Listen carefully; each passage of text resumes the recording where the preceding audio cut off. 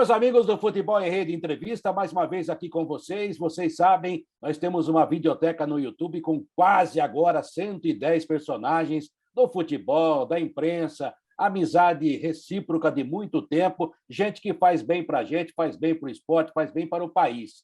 E hoje mais um convidado muito especial.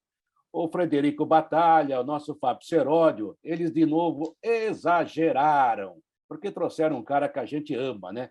Vou falar para você, esse cara tem um respeito não só pela profissão dele, que eu acho um treinador extraordinário, mas eu nunca vi ninguém falar mal dele, só falam bem. Ou seja, é um cara muito legal para conviver, para se trabalhar, para se conversar. É sempre realmente uma aula de boa convivência e de amizade.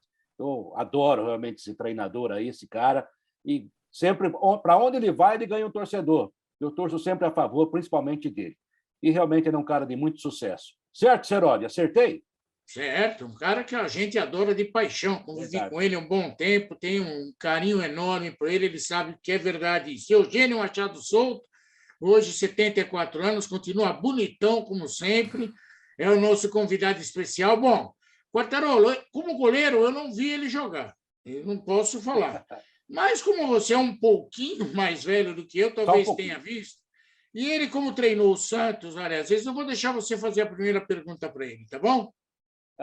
Aliás, eu gostaria que ele voltasse para lá, mas tudo bem. Ô, Geninho, que bom tê-lo aqui. A primeira pergunta não é nem pergunta, é um abraço, realmente, é um amigo. Fico muito feliz em te ver. Tenho 10 anos a mais que o Geninho, exatamente, tenho 64. Já peguei no final da carreira, né? Mas realmente tem muita história para contar, muita história boa. Como é que você está? Conta para a gente. Desde já te agradeço por nos atender mais uma vez. Olha, quem agradece o convite sou eu. Prazer muito grande voltar a ter o contato com amigos, amigos de tantos e tantos tempos, né? Quanta saudade, né, Quartarolo, Seródio? Quantas coisas nós vivemos juntos, nós passamos juntos. Vocês me acompanham aí desde a época de goleiro, depois daquele início difícil de treinador, essa carreira aí que já vem de tantos e tantos tempos. Então, é um prazer muito grande ter tido esse convite de vocês para a gente bater um papo, matar um pouco da saudade.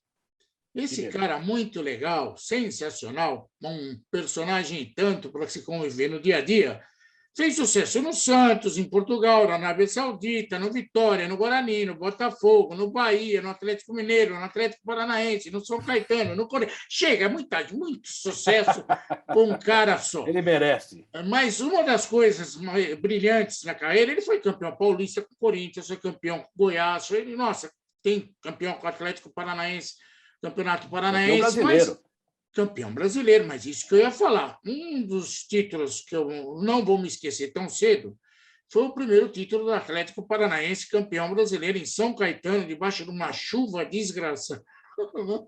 Nossa, eu passei de frio aquele dia. Nossa, e pior, você passou de frio e ainda correndo atrás do Geninho. Para minha sorte, temos um físico parecido. Então, eu consegui pegar ele na curva.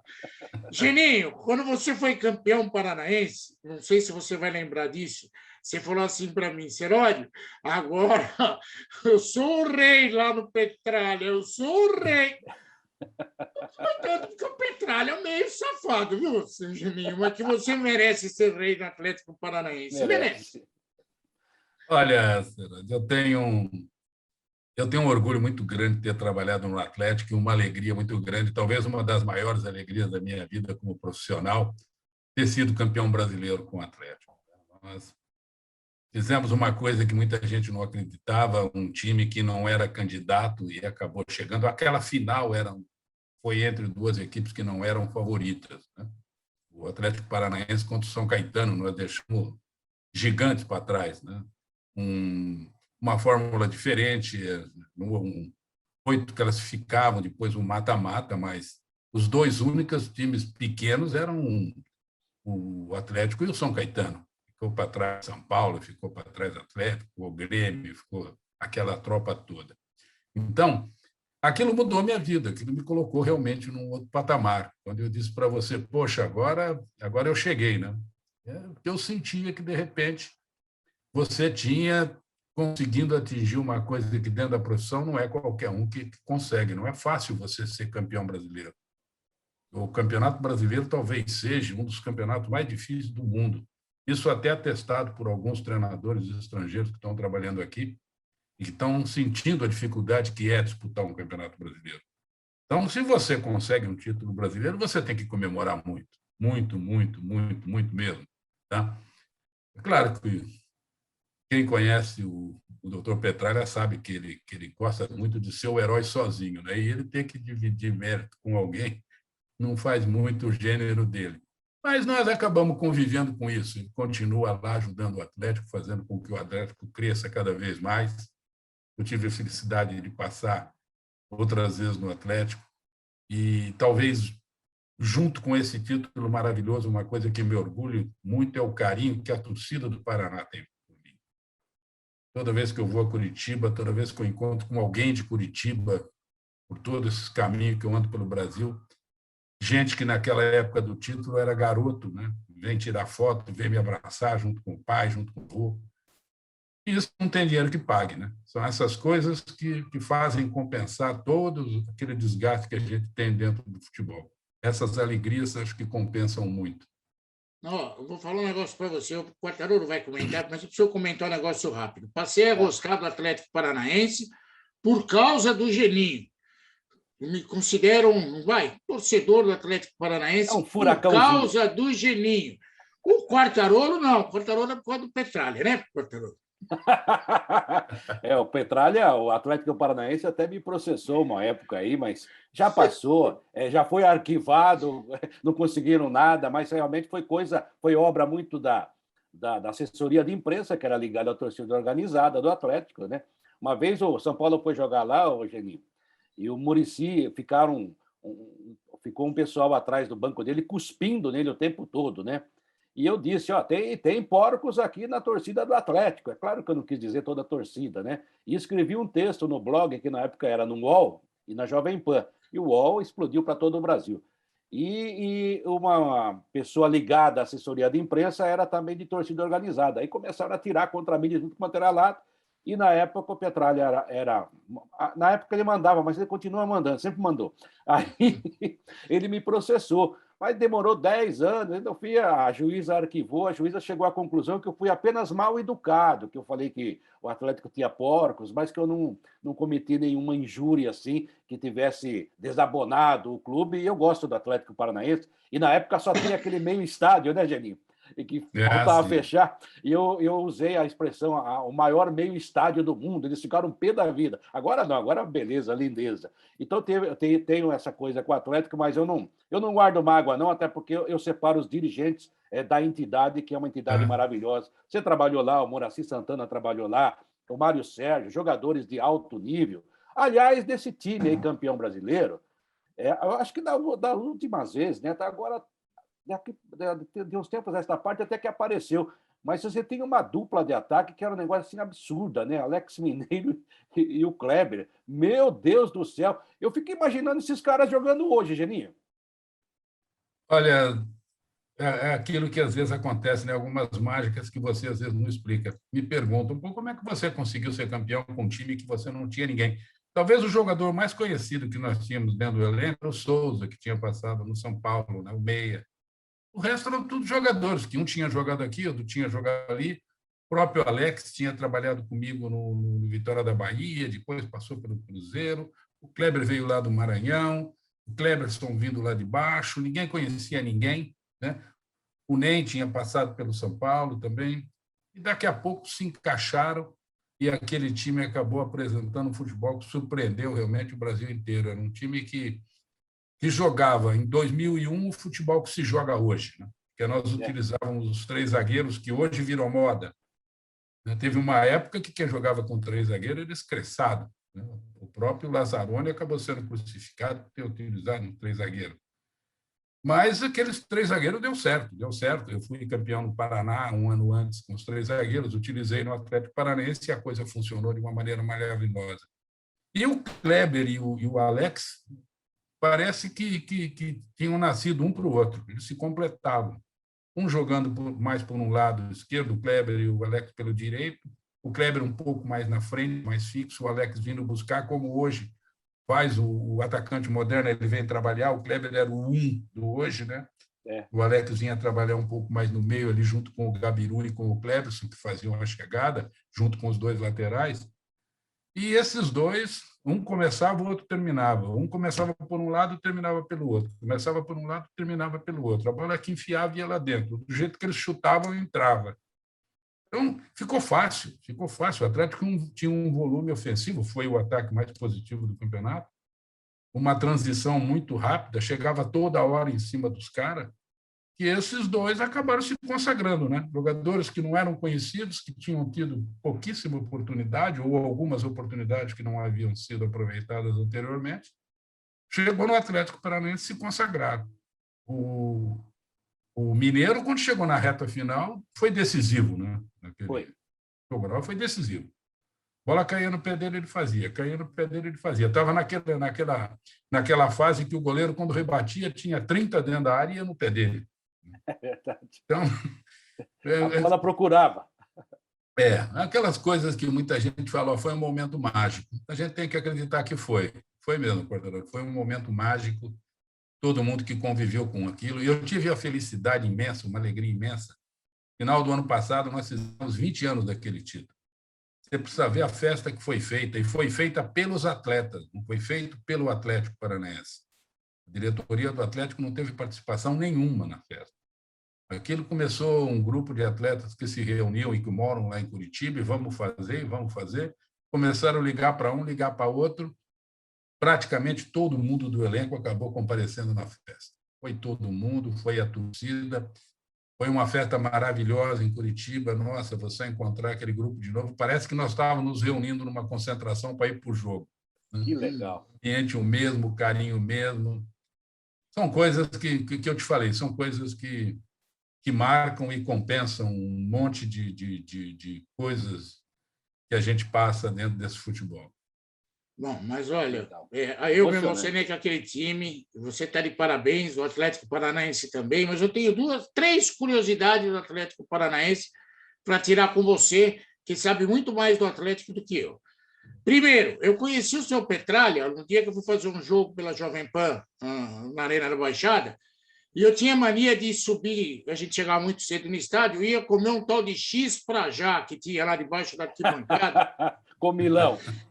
Eu estava comendo X para já, chegou um cara lá e começou a reclamar. O que eu estava fazendo lá? O que eu estava fazendo lá? E a moça falou para ele, não, é cliente antigo, ele é de São Paulo, é de uma rádio de São Paulo. E o cara começou a conversar comigo. Aquele era o Mário Celso Petralha, que eu fui descobrir quando ele chegou no vestiário. Eu falei, esse é o chato do Petralha. Primeira curiosidade, você já comeu X para já na Arena da Baixada, Geni? Segunda curiosidade, que fim levou o Cleberson, que era um jogador que tinha um potencial muito grande, seleção brasileira, passou pelo Rodolfo, Flamengo, tudo mais, mas a gente não sabe que fim levou. E o outro, você vai lembrar dessa história, quando entrava o massagista do Atlético no campo, era um grandão, gordão, os caras tiravam sarro de mim, porque eu sou um pouquinho fofo, então eles falaram, olha lá, teu irmão entrando no campo. O que fim levou o massagista do Atlético Paranaense? Vamos por partes. Primeiro, nunca comi o sanduíche lá embaixo. Poxa vida, Geni. Eu pago, da próxima vez que você for lá, eu pago. Uma coisa que eu não fiz. A gente chegava e ia direto para o vestiário, nós não passávamos por esses locais maravilhosos que quase todo estádio tem um, né? E a gente tem quase a obrigação de conhecer. Eu, infelizmente, não conheci esse lugar no Atlético. Tá? Em relação ao Petralha, muita gente diz que nós somos inimigos. Não somos nós. Não, nós apenas não convivemos dentro do futebol. Eu, fora do futebol, até respeito o Petralha, converso com ele, sentamos, conversamos. Só que as nossas ideias sobre futebol não batem. Ele vê futebol de um jeito, eu vejo de outro. Então, ele como diretor e eu como funcionário, né, como treinador, as coisas não se encaixam muito bem dentro do nosso trabalho, por isso que a gente dificilmente trabalha junto, né? Mas ele tem um mérito muito grande no que o Atlético é hoje. Toda aquela estrutura do Atlético tem que se reconhecer nele realmente que ele tem todo o mérito naquilo. Tá? Em relação ao Cleberson, o Cleberson teve aquela passagem boa na seleção, aquela chance boa, acabou indo para a Inglaterra, ficou um bom tempo lá, depois voltou, atuou de novo um pouco no Atlético Paranaense. Hoje está nos Estados Unidos. Foi lá, foi jogar, me parece que agora está com uma escola por lá, porque acho que já parou de jogar e ficou por lá mesmo, gostou e ficou por lá. Se não me engano, está lá na costa do lado de Los Angeles, São Francisco, lá para aqueles cantos lá. Em relação ao massagista, o massagista está lá, o massagista é um ícone do Atlético, Bolinha.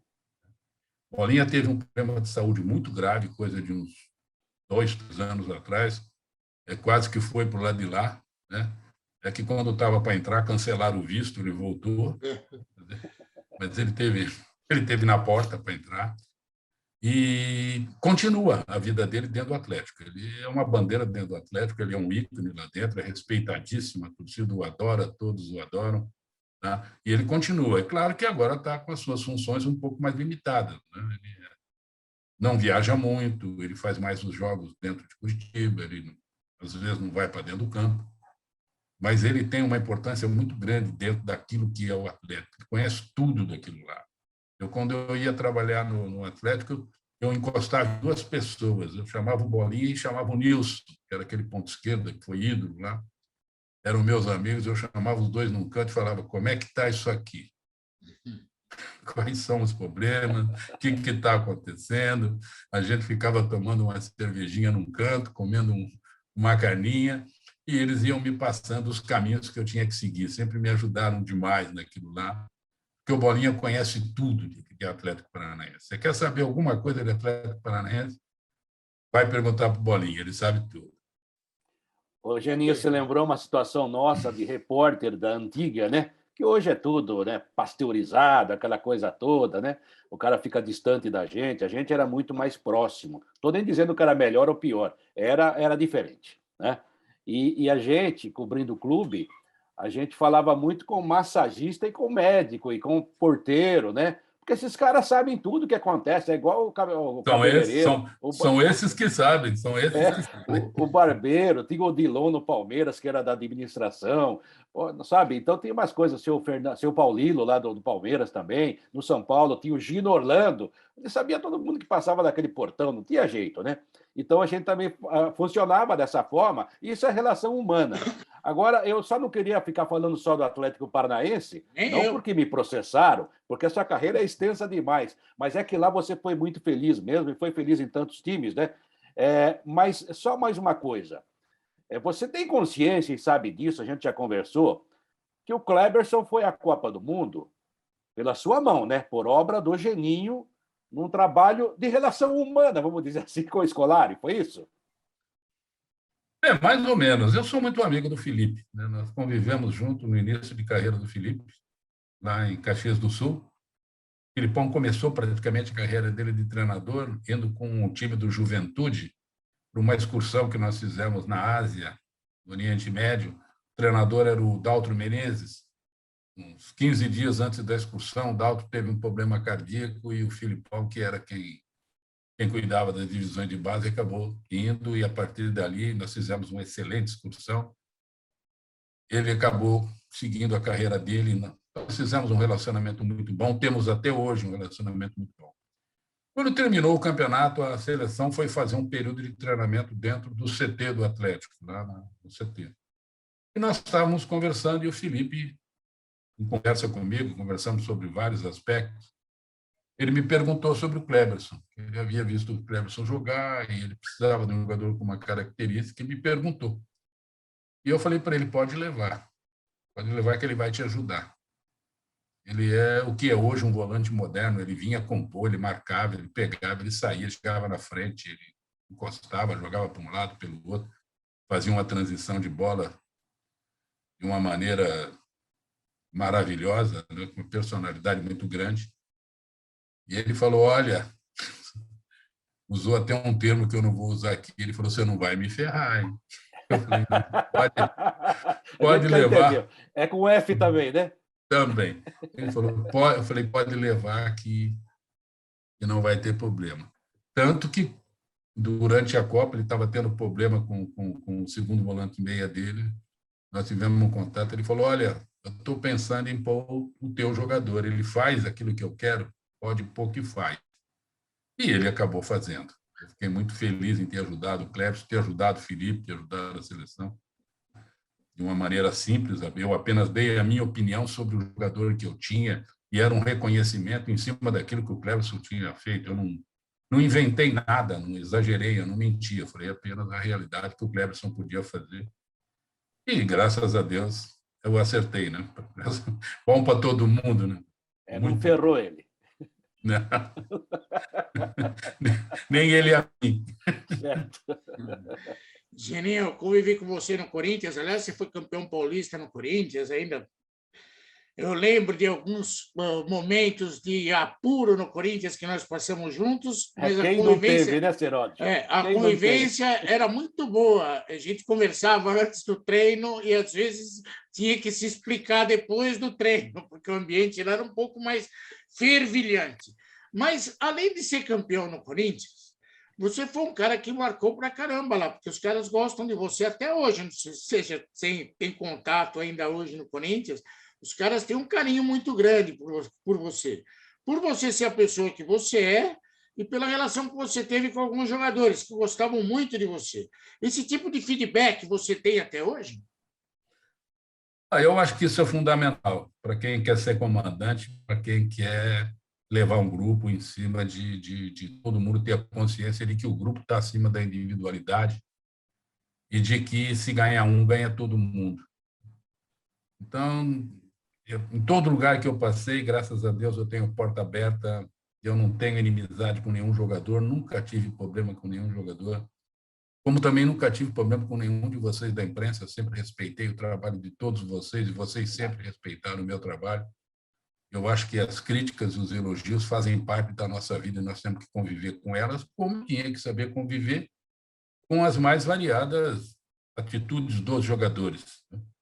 E eu sempre procurei tratar todo mundo bem. Eu tenho um carinho muito grande pelo Corinthians também. Aquele ano de 2003 também foi um ano maravilhoso.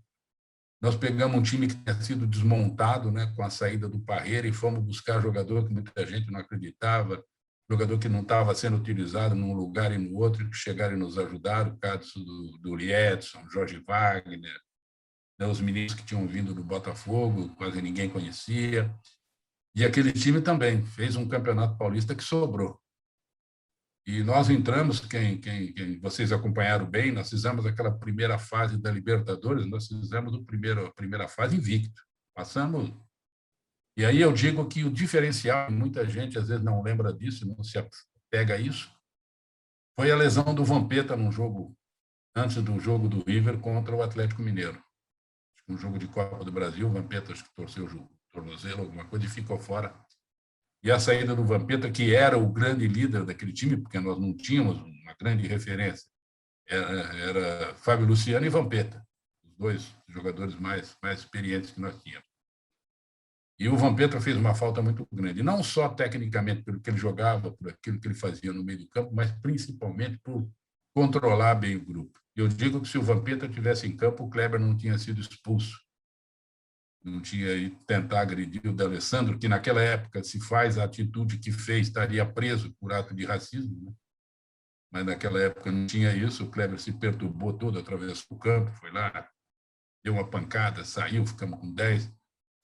Senão aquele time ia fazer também uma grande Libertadores, com certeza ia fazer, porque aquele time estava redondinho, mas foi um time que, como você disse, não é fácil jogar no Corinthians, a cobrança em cima do Corinthians é muito grande, muito grande. Aquele jogo de volta aqui do River, com uma expulsão também logo de cara, acabou trazendo um problema muito grande. E a partir daí houve aquele desmanche, né? Você teve lá, cada vez que você ia jogar contra um time, na hora do almoço eu sabia que tinha um vendido. O time ele era mudado sem... Até um dia eu perguntei, eu falei, mas vocês não estão negociando isso há 2, 3 dias atrás? Vocês vêm me avisar no dia do jogo? Porque tinha às vezes que eu sabia, por exemplo, o Jorge Wagner e o Leandro, eu fiquei sabendo que tinham sido vendidos na hora do almoço, o jogo era à noite. Só isso. Então, tiraram 2 jogadores da hora do almoço para um jogo à noite. Isso acontecia praticamente com todo mundo. Tanto que, numa semana, eu não tinha jogador para jogar, e eu fui lá em Itaquera, na época era lá que treinava a divisão de base, e trouxe aquela turma que depois vários deles estouraram no Corinthians. Eu fui buscar Jô, fui buscar Buda, fui buscar Betão, fui buscar Coelho, fui buscar Fininho, fui buscar 8 jogadores que não eram nem do Júnior, eram do Juvenil, porque o Júnior estava jogando Copa Belo Horizonte. O Jô chegou numa segunda-feira e numa quarta-feira entrou para jogar com 16 anos. E esses jogadores têm realmente um carinho muito grande por mim, pela chance que eu dei, pela maneira como nós convivemos, a maneira como eu convivo com os funcionários, principalmente aquele pessoal que trabalha mais no pesado, né, como nós falamos aqui, aquele pessoal de rouparia, aquele pessoal de departamento médico, aquele pessoal que cuida do campo, aquele pessoal que você precisa dele na tua retaguarda. Eu me dou muito bem com esse pessoal. E esse pessoal se apega realmente, eles são muito sinceros, eles têm um carinho muito grande para a gente. Como eu tenho um relacionamento muito bom com as pessoas que dirigiram e dirigem o Corinthians. Eu me dou muito bem com o Duílio, me dava muito bem com o Andrei, muito bem com todo mundo que estava lá. Eu acho que isso é quase que uma obrigação, você fazer um bom relacionamento. Te ajuda muito no teu trabalho. Ajuda demais. Eu moro em condomínio, você também, o seu Heródio também, né? E no ano passado, um senhor que era porteiro aqui se aposentou e se encontrou comigo e com a esposa na rua, né? Ele falou assim: poxa, senhor Luiz, eu queria falar com o senhor, eu estou indo embora, me aposentei. Eu queria dizer que eu queria muito agradecer ao senhor. Eu falei: mas por quê? Eu nunca te fiz nada. Todo dia o senhor falava bom dia, boa tarde, me tratava com carinho. O senhor não sabe o que é importante isso para a gente, porque a maioria nem olha para a gente, como se não existisse. Sabe? Então, é isso que você falou, né? Relação humana. As pessoas... O dinheiro é importante? Claro que é. Mas tem certas coisas que não tem preço, por isso que não tem preço, porque são coisas que a gente tem que fazer. E não era só o Corinthians. Pode falar. Não, que eu estou falando, você é só para completar isso que você falou.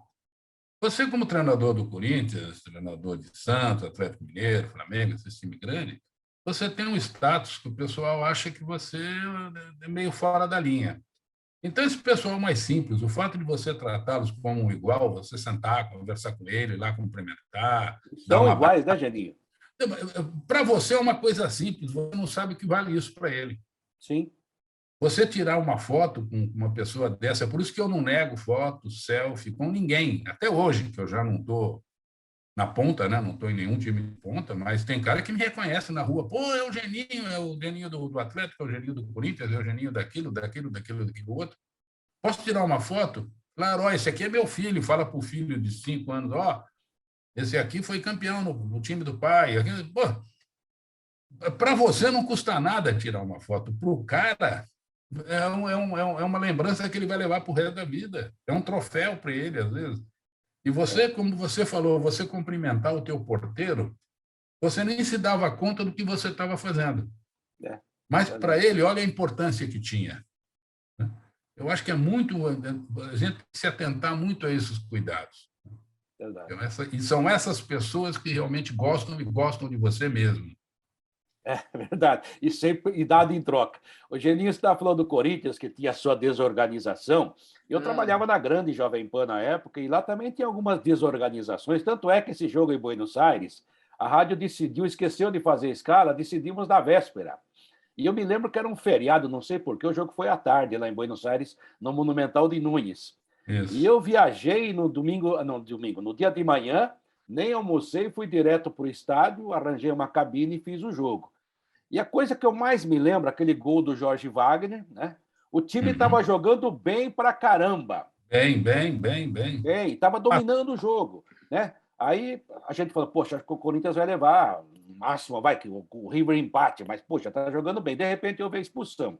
Agora, você trouxe um fato que na época se comentou muito pouco, do racismo do D'Alessandro, que na época a gente considerava malandragem, hoje é crime, né? E no Morumbi, o que aconteceu com o Roger? Ele fez a mesma coisa com o Roger? Não, o D'Alessandro é uma pessoa, além de ser um baita jogador, um craque, né? Ele é um jogador que tinha aquela catimba natural que alguns argentinos têm. E eles já vieram para cá sabendo que nós iríamos ser pressionados, todo mundo conhecia e conhece até hoje o que é jogar com a torcida do Corinthians, né? A torcida do Corinthians pressiona e quer. Então, eles sabiam que se eles viessem trazer alguma dificuldade, nós poderíamos ter uma pressão externa. E se você for ver, a imagem está aí, é só uma hora focar e mandar dar um zoom.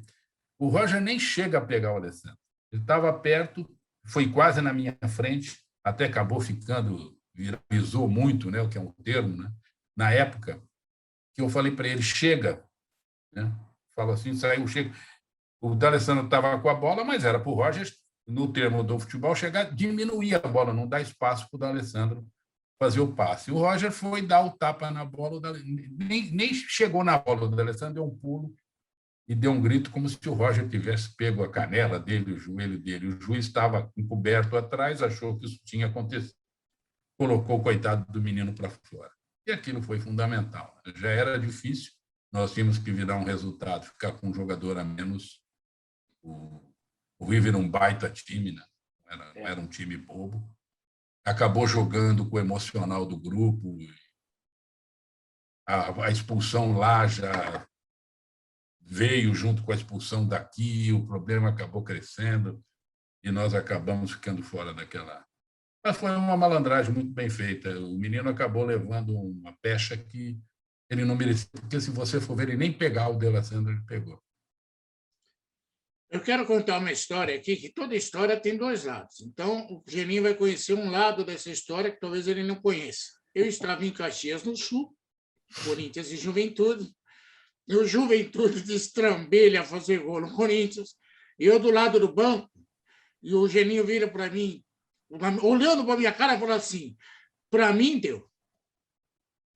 Quando ele falou isso, eu peguei, abri o microfone e falei, o Geninho está fora do Corinthians. E ficou, nossa, avacalhou. Ele falou para mim deu, bravo pra caramba. E então, foi pro vestiário, tem aquela baita confusão.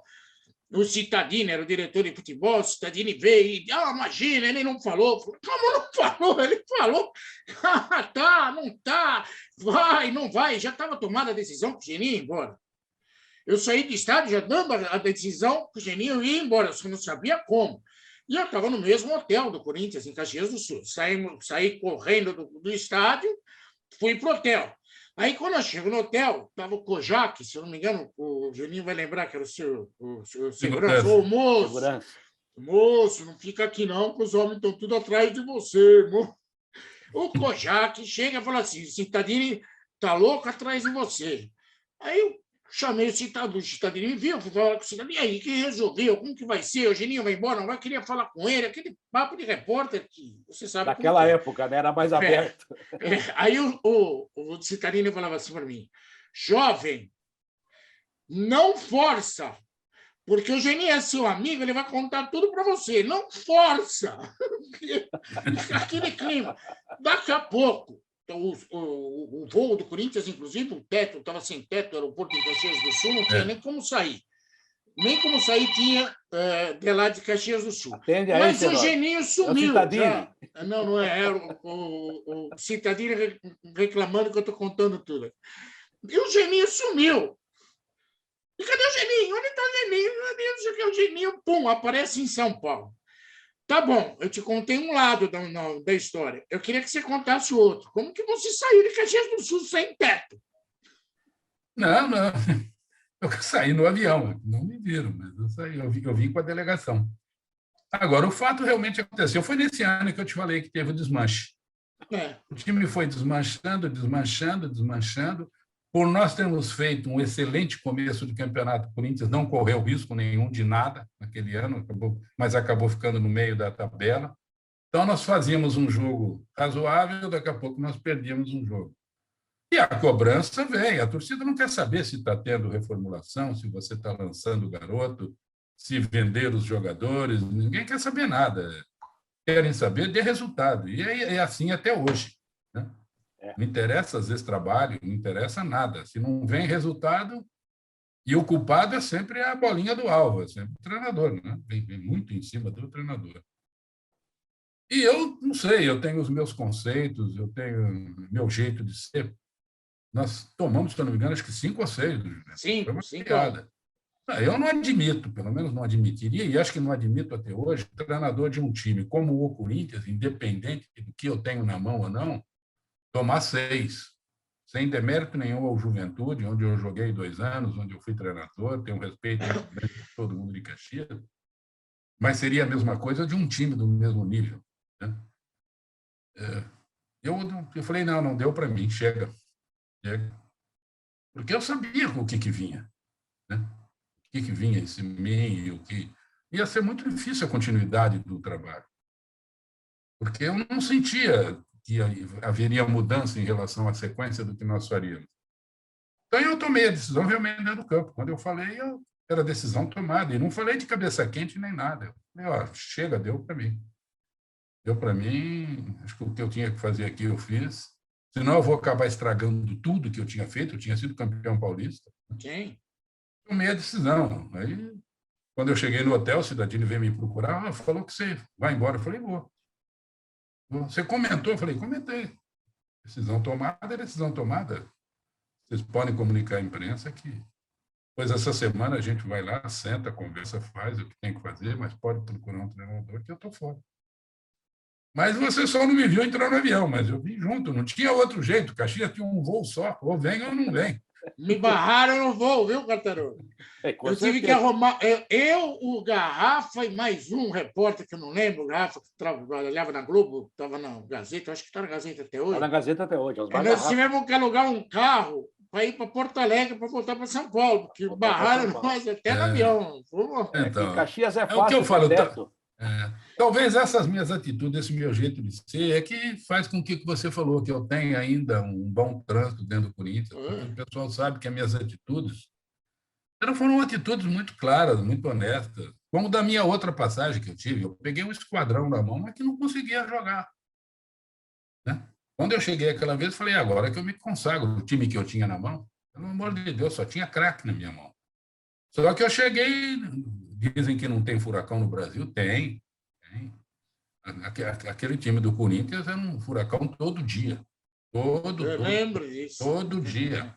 Era um time maravilhoso, de uma qualidade técnica incrível, mas algumas coisas acabaram acontecendo que prejudicou muito o trabalho, a lesão do centroavante, né, do Nilmar, né, na véspera de um jogo contra o Palmeiras, a lesão do Carlos Alberto, que no primeiro jogo contra o Vasco virou um jogo, nós estávamos perdendo, ele fez 2, 3 gols, depois teve um problema, acabaram acontecendo rusgas, né, muito ciúme entre os jogadores, que você tinha que segurar toda hora, tentar levar o jogador. Eu tinha muito, é o que a gente usa no futebol, vocês que são mais velhos, vocês entendem o termo que eu vou usar. Botaram muita cobra dentro de um balaio só. Uma mata a outra. E aí ela se enrosca. Eu tinha para jogar no meio do campo, eu tinha Roger, eu tinha Ricardinho, eu tinha Mascherano, eu tinha Carlos Alberto. Eu tinha 4, 5 jogadores para jogar. Você escolhe 2 ou 3, fica 1, 2 no banco, tem uns às vezes que ficam até fora do banco. Isso não é bom. Jogador dessa qualidade, depois veio o Marcelinho Carioca. Então, jogador que já vestiu camisa de seleção, jogador que sempre foi ídolo no seu clube, de repente ele está fora, ele quer jogar. E eu entendo o descontentamento do jogador. Eu joguei 20 anos, eu sei o que o jogador quer jogar. Às vezes, eles nunca me destrataram, eu tenho que agradecer a todos que trabalharam comigo, o respeito muito grande que eles tiveram por mim, mas eu sabia que havia um descontentamento muito, muito grande. Muito, muito grande. E é o que eu falei já no início da conversa. Se você não tiver o grupo, pensando no grupo, você não atinge o seu objetivo. E aquele grupo, ele não pensava no grupo, ele pensava muito na individualidade, né? Mesmo porque muitos jogadores pensavam mais numa negociação com a Europa do que ficar no Corinthians, né?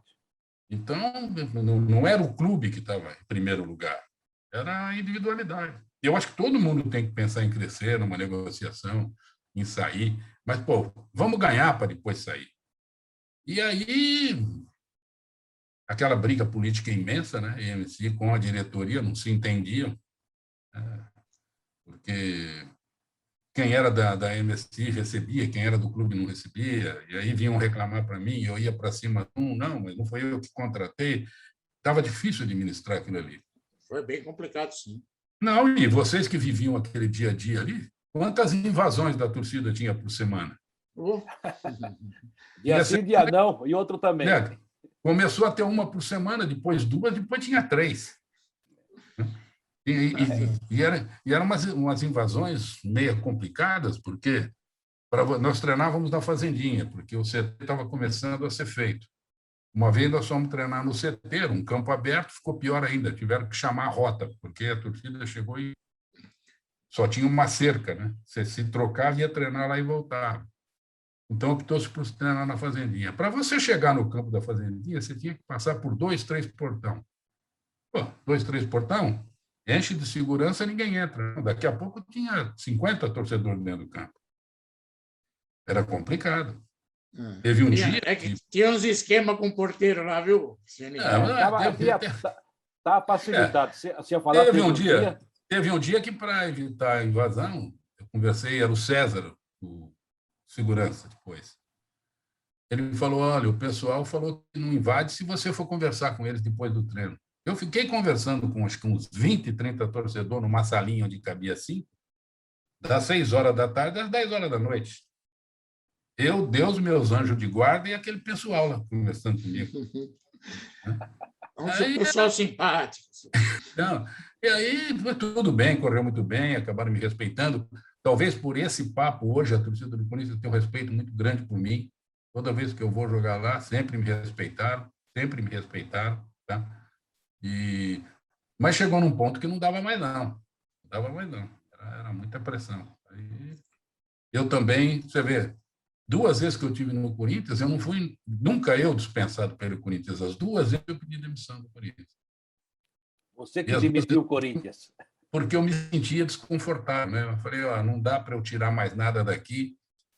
Eu não sou daquelas pessoas que fica amarrada ao dinheiro, amarrada ao contrato. Eu acho que se eu não tô rendendo, eu não me sinto bem. Se eu não tô também devolvendo a minha parte, se eu não estou me entregando da maneira que eu acho que eu posso, eu prefiro sair, né? Infelizmente, não que eu queira, porque eu tenho, como eu já disse, tenho um carinho muito grande pela instituição, por aquilo que o Corinthians me proporcionou, né? O fato de eu ter treinado o Corinthians me valorizou absurdamente como profissional, o fato de ter ganho um título do Corinthians, né? Tenho um carinho pela torcida, pelas coisas do Corinthians, mas, infelizmente, tem hora que você tem que fazer algumas opções, né? Verdade. Ô Geninho, você falou em quando você ganhou o Paulista era, inclusive, muito mais difícil que hoje, com todo o respeito, nada contra quem está jogando aí e está disputando agora. Só mais uma coisa sobre o Corinthians, você citou um cara aí que eu tenho muito respeito e tenho amizade com ele até hoje, né? Que é o Antônio Roque Cittadini, que quando apareceu todo mundo gozava, mas, na verdade, primeiro que ele era um grande entrevistado, segundo que ele é um cara muito inteligente, um cara, sabe, uma cultura imensa. Na verdade, ele gostava muito de você mesmo, e ainda deve gostar, com certeza. Como é que foi o Cittadini como dirigente? Ele conseguiu te dar retaguarda ou para ele também estava difícil? Não, me deu muita retaguarda. O Cittadini foi uma pessoa maravilhosa comigo. Você falou, talvez uma das pessoas mais inteligentes com quem eu trabalhei.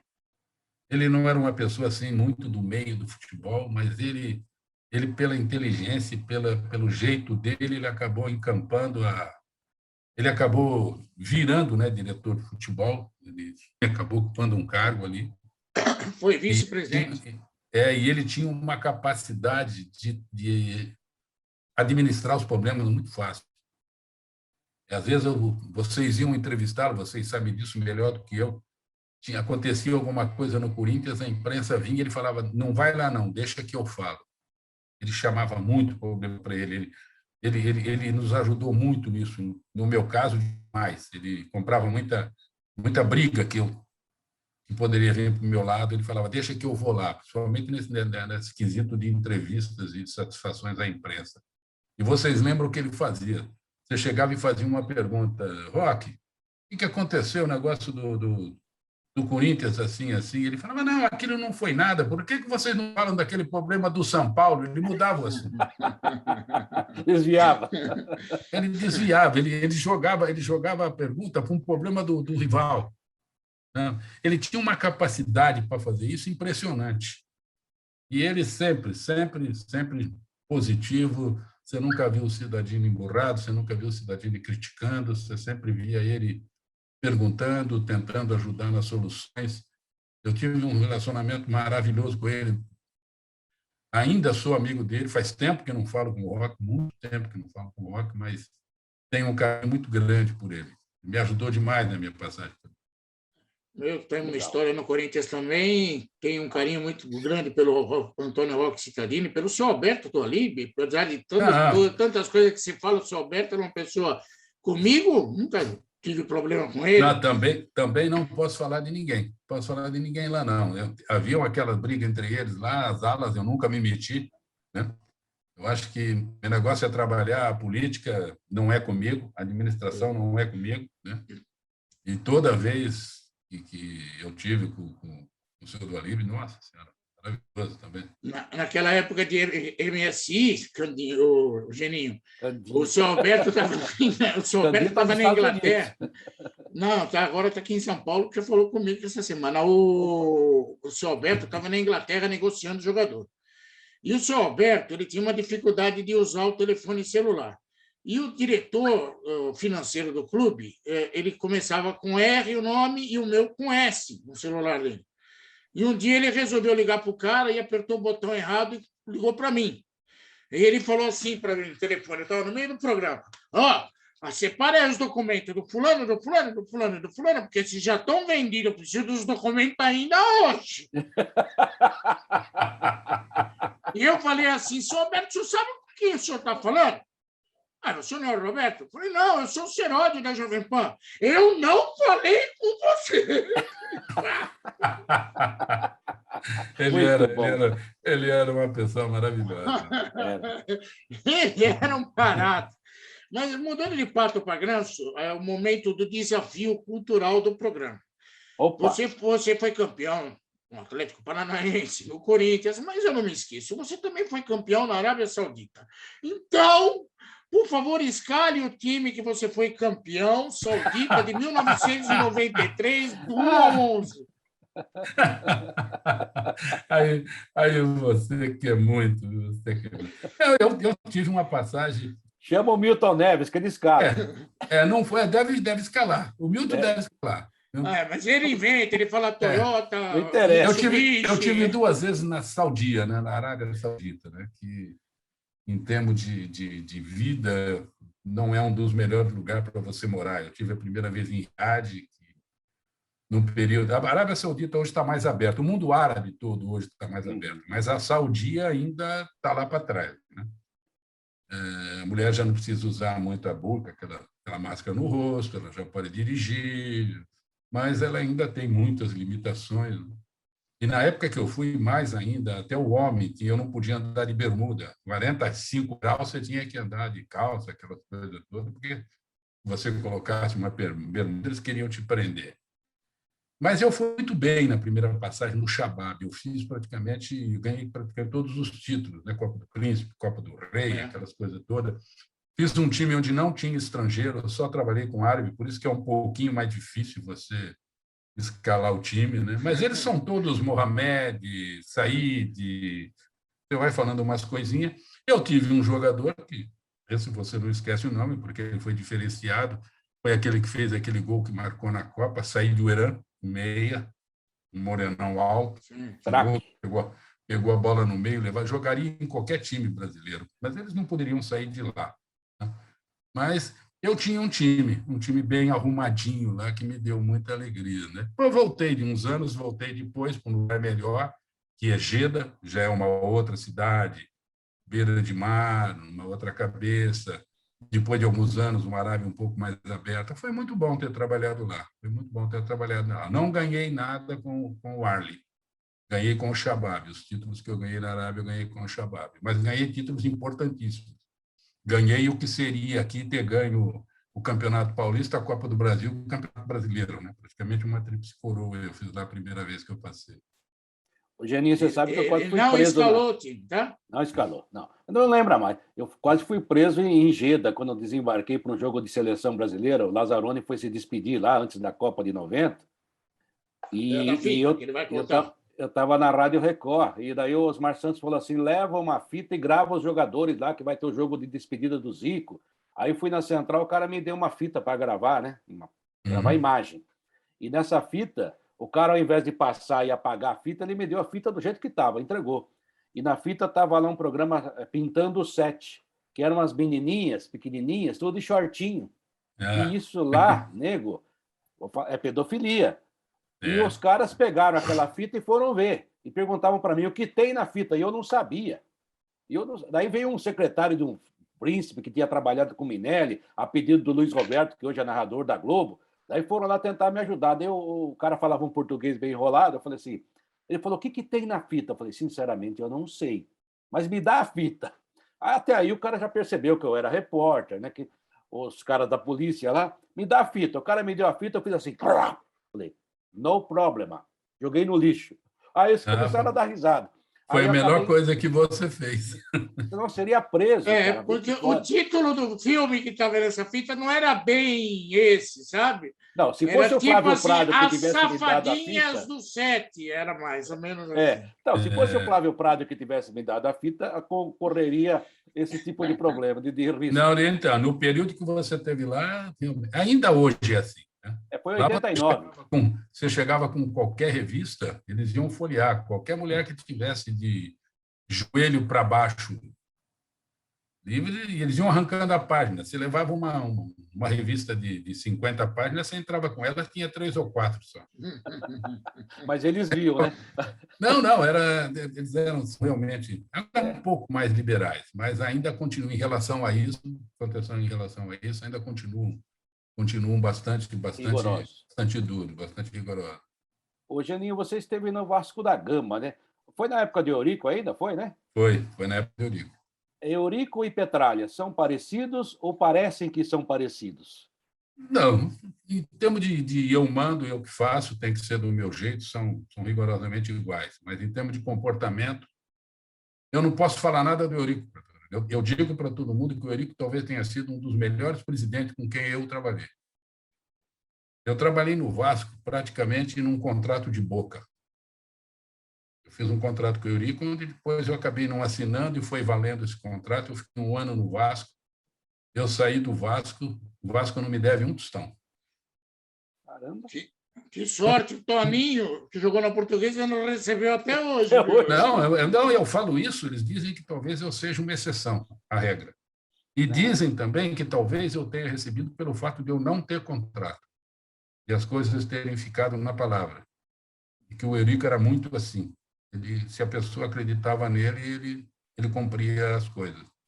Ele nunca interferiu no meu trabalho. Eu não posso falar. Se eu falar alguma coisa do Eurico, eu vou estar sendo injusto com ele. Tá? O período que eu tive lá, ele me deixou trabalhar. Às vezes, dava um pitacozinho assim, poxa, estou vendo fulano treinar bem, quando é que ele vai ter uma chance? Né? Eu lancei, para variar, né? Eu pego a maioria dos clubes para tentar arrumar e lanço um monte de garotada. Tem um monte de menino aí, que hoje já não é tão menino, mas que acabei, na necessidade, colocando todo mundo para jogar. Não foi diferente no Vasco. Eu cheguei lá, era Rodrigo Souto, Moraes, Diogo, Diego, e uma tropa de garotada lá naquele time do Vasco. Né?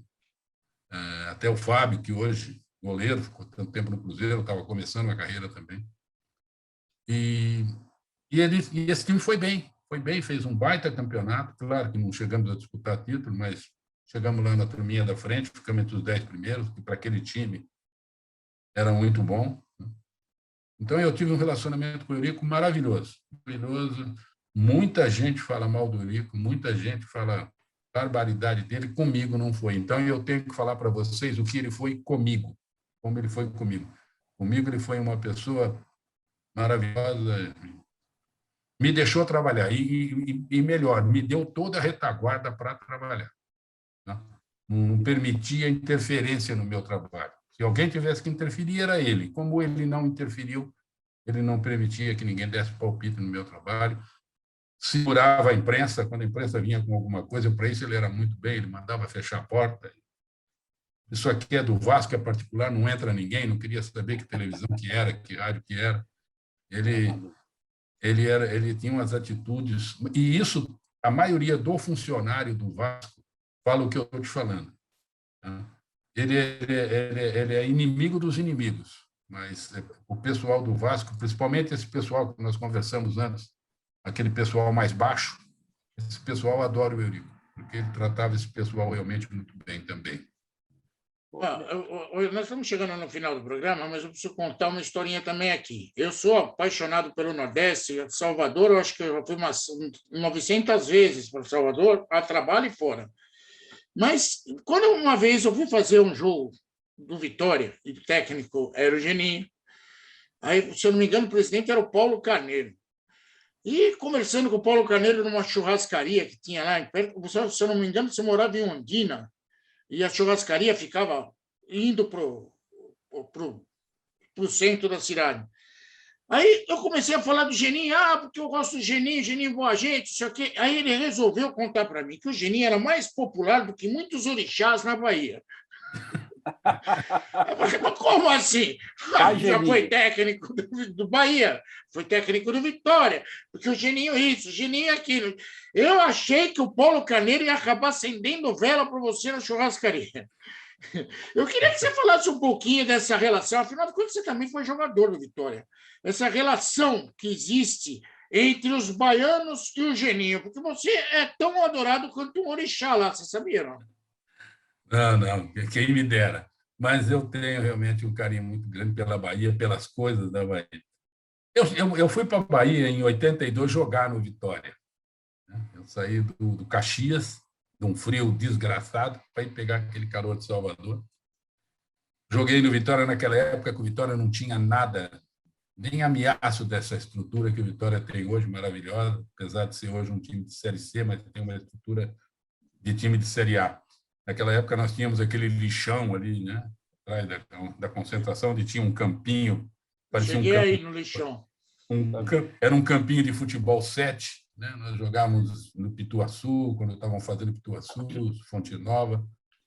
E ali começou a minha história no Vitória. Depois voltei. Quem me levou para o Vitória como treinador a primeira vez foi o Paulo Carneiro. E fizemos um relacionamento muito bom. Voltei depois mais 2 ou 3 vezes trabalhando com o Paulo. E acabei fazendo um relacionamento. Eu fui treinar o Bahia, né? A primeira vez Vitória, depois Bahia, depois voltei mais 2 vezes Vitória. E acabei fazendo um relacionamento muito bom. Como eu falei antes, eu tenho amigos dentro do Bahia, tenho amigos dentro do Vitória, e essa minha maneira de ser. E o baiano, quando ele te encontra, parece que ele é teu amigo há 100 anos já. Ele acaba de te abraça e te leva para cá. É o típico jeito do baiano. Ele é muito aberto, o nordestino todo é assim. O nordestino todo é assim. E o baiano mais ainda.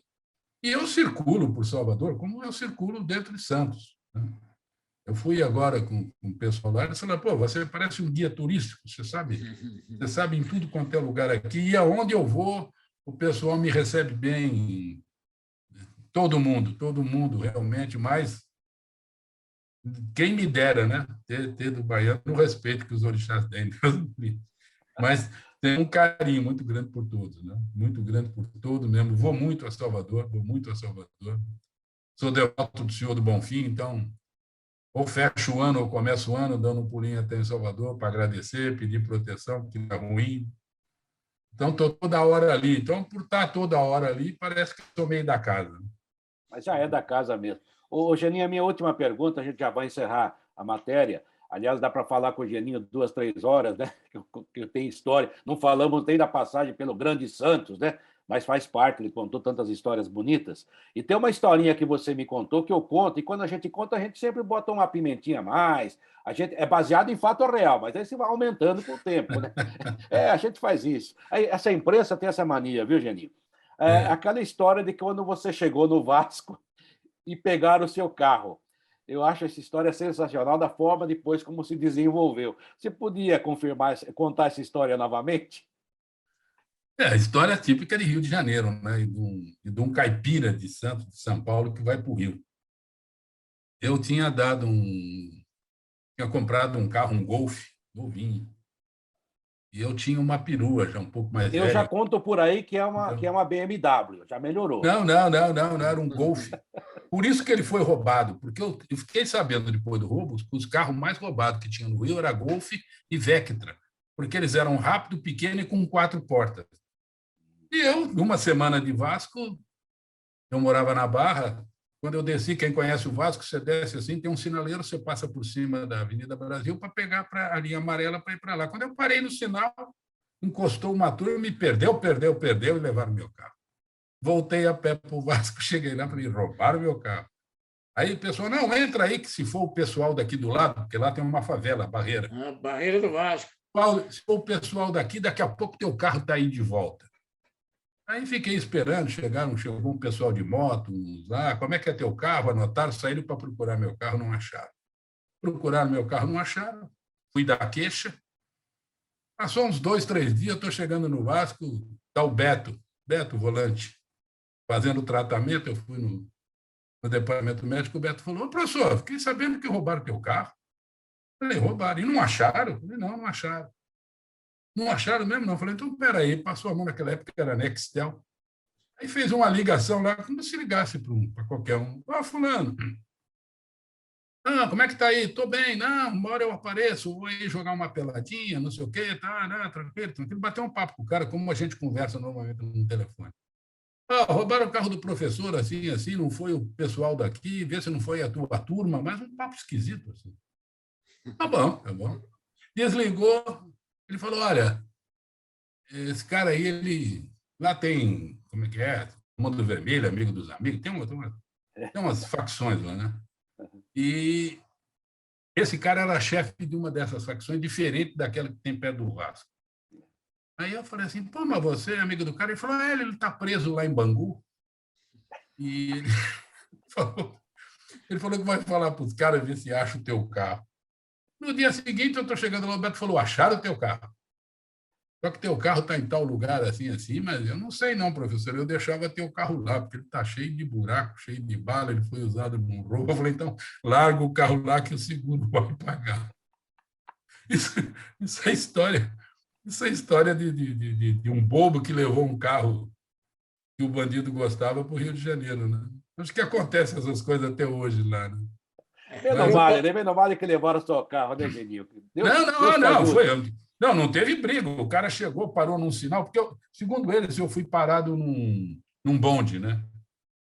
Os caras vieram com 2 carros, virou, que carrinho bonito aquele, vamos levar. Só o bobo aqui dentro, aquele que é o normal. Perdeu, leva embora. Claro. Eu tinha seguro, eu vou brigar com quem? Vou brigar com 3, 4 marmanjos com um revólver na mão? Leva o carro embora. E isso eu vou te falar, era sexta-feira, 7 horas da noite, num sinal movimentadíssimo na linha amarela. E eu torcendo para a polícia não chegar, porque se a polícia chega, tem tiroteio, né? Melhor não, né? Não, leva o carro. Pô, vamos correr atrás do seguro. O que eu vou brigar com o bandido? Nada. Passei por coisas semelhantes no Rio de Janeiro, que morei no Rio 3 anos na minha vida. Passei por coisas semelhantes, mas meu carro não era um Golf, não. Era mas eu vou contar uma coisa agora para você, o que é interessante, que a gente não sabe. Depois, você treinar Vasco, Flamengo, esse time grande no Rio, é uma boa. Depois eu comprei um carrinho, para não ser mais roubado, eu comprei um carrinho bem sem vergonha. Eu comprei um Celta, 2 portas, sem ar, sem nada, só para eu andar. Mesmo assim, chegou um menino lá e falou assim, estava anotando. Eu falei, o que você está fazendo? Ele falou, estou anotando a chapa do teu carro para ninguém mais levar.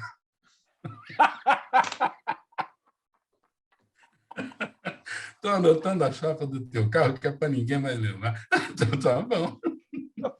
Quer dizer, tem um cadastro para o crime? Esse não, esse sim.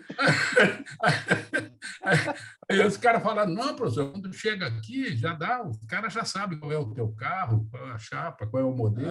Mas nada é tão emocionante do que ser repórter num jogo das 21h30 do Vasco em São Januário e ter que sair passando pela barreira do Vasco.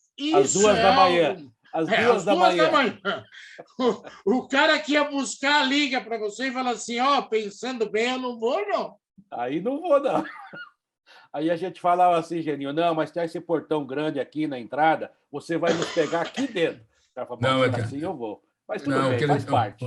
Não, o que ele está falando é a realidade. Mesmo a gente estando ali, sendo ali do meio, Quando terminava o jogo, a gente esperava reunir, né? Morávamos todo mundo mais ou menos no caminho, uns em Copacabana, outros em Ipanema, outro um pouco mais à frente. Nós saímos em 5, 6 carros, saía em comboio. Saía em comboio e ia parando, cada um parando. Ninguém arriscava aí, eu vou embora sozinho, não, é complicado ali. Você tem que passar pelas ruelinhas ali, é complicado, não é fácil, não. Não, e não deve ter melhorado, infelizmente. Seródio, vamos dar um abraço do Geninho? Vamos dar um abraço, só vou falar um negócio. Pior do que a barreira do Vasco é você voltar de um jogo na Ilha do Governador, passar na frente do fundão na hora de um tiroteio. Isso também já aconteceu comigo. Você não é... Estou chegando à conclusão, Seródio, que você não é repórter esportivo, você é correspondente de guerra. Não, é pior Vai para a Ucrânia agora. Eu sou tão ruim que os caras não conseguiram matar, eu ia sobreviver a tudo isso. E olha que não é difícil de acertar, né, Seródio? Com esse tamanho aí, não precisa nem mirar, né? Olha, fui fazer um Botafogo e Corinthians na Ilha do Fundão, que, meu Deus do céu... Campo da Portuguesa? Você não sabe o que é desespero, mas tudo bem, cheguei vivo.